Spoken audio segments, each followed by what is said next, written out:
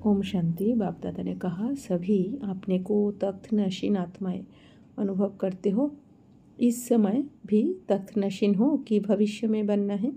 अभी कौन सा तख्त है? एक अकल तख्त, दूसरा दिल तख्त। অর্থাৎ বাবা বলছেন যে তোমরা বাচ্চারা সবাই নিজেদের সিংহাসনাসীন আত্মা অনুভব করো। এই সময় শুধু সিংহাসনাসীন নাকি ভবিষ্যতেও হতে হবে? এখন তোমরা কোন সিংহাসন পেয়েছ? এক হলো অকাল সিংহাসন অর্থাৎ ভ্রুকুটি সিংহাসন, আর দ্বিতীয় হলো বাবার হৃদয় সিংহাসন। तख्तनशीन आत्मा अर्थात राज्य अधिकारी आत्मा। तख्त पर वही बैठता जिसका राज्य होता है। तो बाबा बोलছেন যে সিংহাসনাসীন आत्मा अर्थात राज्य अधिकारी आत्मा, स्वराज्य अधिकारी आत्मा। तो सिंहासने সেই বসে যার রাজ্য হয়। अगर राज्य नहीं तो तख्त भी नहीं। যদি রাজ্য না থাকে তাহলে সিংহাসনেও সে বসতে পারবে না। तो जब अकाल तख्त नशीन है तो भी स्वराज्य अधिकारी है, और बाप के दिल तख्त नशीन है तो भी बाप के वर्षे के अधिकारी है, जिसमें राज्य भाग्य सब आ जाता है। तो बाबा बोलছেন যে তো যখন তোমরা অকাল সিংহাসনাসীন থাকো তখন তোমরা স্বরাজ্য অধিকারী হও, অর্থাৎ অকাল তখ্ত মানে হচ্ছে বাবা বলছেন ভ্রুকুটি সিংহাসনে যখন তোমরা ভ্রুকুটি সিংহাসনের সিটে যখন সেট থাকো তখন তোমরা স্বরাজ্য অধিকারী থাকো, অর্থাৎ আত্মা রাজা। এই শরীরের কর্মেন্দ্রিয়ের রাজা হচ্ছে আত্মা। তাহলে আত্মা যদি ভ্রুকুটি সিংহাসনে সেট থাকে যে আমি আত্মা, এটা যখন আত্মিক স্থিতিতে আমরা থাকি তখন আমরা এই কর্মেন্দ্রিয়ের রাজা হই, অর্থাৎ স্বরাজ্য অধিকারী হই। আর বাবার হৃদয় সিংহাসনাসীন যখন থাকি তখন বাবার বর্ষার উত্তরাধিকারী অর্থাৎ স্বর্গের উত্তরাধিকারী আমরা হই। তো বাবা বলছেন এর ফলে কি হয়, রাজ্যভাগ্য তোমাদের সব এসে যায়। दिल तख्त इतना बड़ा है जो सब कुछ करते भी तख्त नशीन। कर्मयोगी अर्थात दोनों तख्त नशीन। तो হৃদয় সিংহাসনাসীন বাবা বলছেন বাবা হৃদয় সিংহাসন এত বড় যে তো সেখানেই তোমরা সব কিছু করতে পারো। তো কর্মযোগী অর্থাৎ দুটোই সিংহাসনাসীন।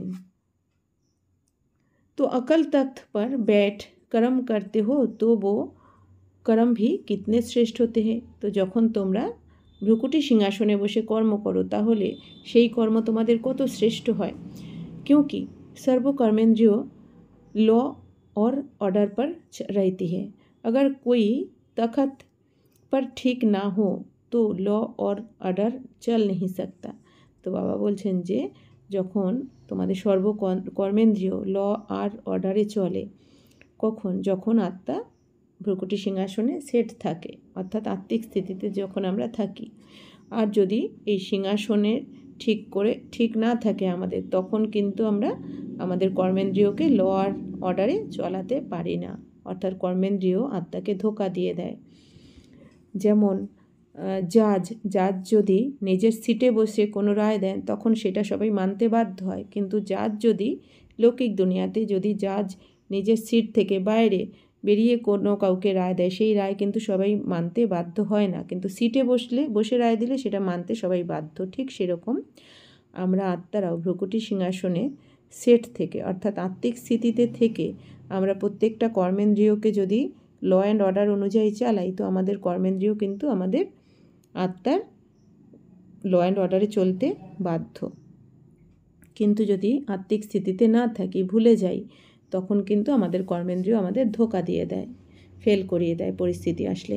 अभी देखो प्रजा का प्रजा पर राज्य है तो लॉ और ऑर्डर चल सकता है। তো বাবা বলছেন দেখো এই দুনিয়াতে তো এখন প্রজার ওপর প্রজার রাজ্য, এই জন্য ল আর অর্ডারে তো চলতে পারে না।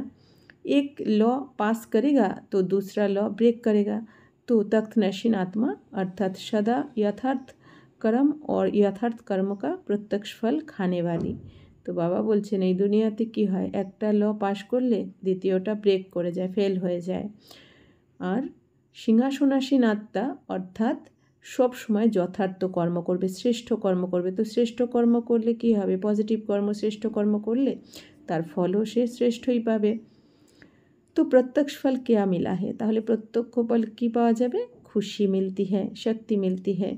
তো শ্রেষ্ঠ কর্ম করলে তার প্রত্যক্ষ ফল হচ্ছে খুশি পাওয়া যায়, শক্তি পাওয়া যায়। कोई भी श्रेष्ठ कर्म करते हो तो सबसे पहले खुशी होती है और दिल खुश तो জাহান খুশ। তাহলে যখনই তোমরা কোনো শ্রেষ্ঠ কর্ম করবে, বাবার শ্রীমত অনুযায়ী কোনো কর্ম করবে, তখনই তোমরা খুশি পাবে। আর তোমাদের হৃদয় খুশি হলে কি হবে, দুনিয়াও খুশি। तो दिल सदा खुश रहता है या कभी संकल्प मात्र भी दुख की लहर आ जाती है, कभी भी नहीं आती या कभी कभी चाहते नहीं है लेकिन आ जाती है। तो बाबा बोलছেন তাহলে তোমাদের হৃদয় সবসময় খুশি থাকে তো, নাকি কখনো কখনো সংকল্প মাত্র দুঃখের ঢেউ এসে যায়? কখনো কখনো তোমাদের দুঃখের ঢেউ আসে কি, যে না চাইতো এসে যায় কি? তো দুঃখধাম সে কিনারা কর লিয়া, তোমরা কি দুঃখধাম থেকে কিনারা করে নিয়েছো, মন বুদ্ধিকে গুটিয়ে নিয়েছো কি? কিয়া হে ইয়া এক পাও ইধার হে এক পাও উধার হে, এক দুঃখধাম মে এক সুখধাম মে, ऐसे তো নেই। তো বাবা বলছেন তোমাদের মন বুদ্ধিকেই দুঃখধাম থেকে কিনারা করেছো, নাকি একটা পা এখানে রয়েছে আর একটা পা বাবার দিকে রয়েছে, অর্থাৎ একটা পা দুঃখধামে আর একটা পা সুখধামে, এরকম তো নয়। अब कलयुग निवासी हो या संगम निवासी हो कि कभी कभी कलयुग में भी चले जाते हो। তো বাবা বলছেন যে তোমরা কি কলিযুগে নিবাসী তো, নাকি সঙ্গম যুগ নিবাসী, নাকি কখনো কখনো কলিযুগেও চলে যাও, অর্থাৎ শূদ্র হয়ে যাও। এখন তো তোমাদের ব্রাহ্মণ জন্ম, নতুন জন্ম, তো কখনো কখনো কি শূদ্র হয়ে যাও নাকি? तो संगम योगी ब्राह्मण अर्थात दुख का नाम निशान नहीं, क्योंकि सुखदाता के बच्चे हो। तो सुखदाता के बच्चे मास्टर सुखदाता होंगे, जो मास्टर सुखदाता है वो स्वयं दुख में कैसे आ सकता है। तो बाबा बोलছেন যে তোমরা তো সঙ্গমযুগী ব্রাহ্মণ, অর্থাৎ দুঃখের নাম নিশানাও তোমাদের এখন জীবনে থাকতে পারে না, কারণ তোমরা এখন সুখদাতার বাচ্চা সন্তান। তো সুখদাতার সন্তান তোমরা, মাস্টার সুখদাতা। তাহলে যে নিজে মাস্টার সুখদাতা হয় সে কি কখনো দুঃখের অনুভব করে কি? तो बुद्धि से दुखधाम का किनारा कर लिया, स्वयं तो सुख स्वरूप है ही, लेकिन सुख दाता के बच्चे औरों को भी सुख देने वाले मास्टर सुखदाता हैं। তাহলে তোমাদের বুদ্ধি এখন দুঃখধাম থেকে তো কিনারা করে নিয়েছো তোমরা, তোমরা নিজেরা তো সুখ স্বরূপ হয়েইছো, কিন্তু সুখদাতার সন্তান তোমরা, অন্যদেরকেও সুখ সুখ দেবে তোমরা, কারণ তোমরা মাস্টার সুখদাতা। तो दूसरों को सुख देते हो कि सिर्फ स्वयं सुखी रहते हो, दाता हो ना। তো বাবা বলছেন তাহলে তোমরা অন্যদেরকে সুখ দাও তো, নাকি শুধু তোমরা নিজেরাই সুখে থাকো? কিন্তু তোমরা তো দাতা, তোমাদের টাইটেল দাতা। তো দাতা কি করে, সবসময় দিতে থাকে। जो बाप का कार्य वो बच्चों का कार्य है, तो बाप हर आत्मा को सदा सुख देते हैं ना, अनुभव है ना, तो फॉलो फादर करो।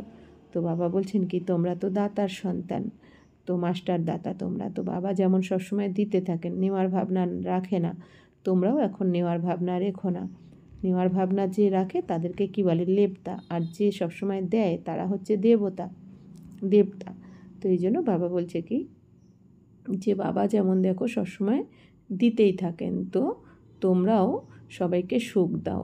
তোমরা তো অনুভব করো যে বাবা কত সুখ দেয়, তোমাদের সবসময় দিতেই থাকেন, তোমরাও ফলো ফাদার করো বাবার মতো, তোমরাও সবসময় সবাইকে সুখ দাও। ऐसे नहीं कोई दुख देता है तो आप भी दुख देंगे नहीं।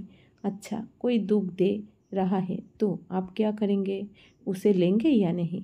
তো বাবা বলছেন যে এরকম যেন না হয় যে কেউ দুঃখ দিল তো তুমিও তাকে দুঃখ দিলে, তোমাকে দুঃখ দিল বলে তুমিও দিও না, কারণ যারা তোমাকে দুঃখ দিচ্ছে মনে রাখবে তারা তো পরবশাতা, তারা তো রাবণের জেলে বন্দি, কিন্তু আমরা তো এখন রামের কাছে অর্থাৎ বাবার কাছে রয়েছি, বাবার হৃদয় সিংহাসনে রয়েছি। তো বাবা বলছেন কি মনে করো কেউ যদি তোমাকে দুঃখ দেয় তাহলে তুমি কি করবে, সেই দুঃখকে কি নেবে, নেবে না।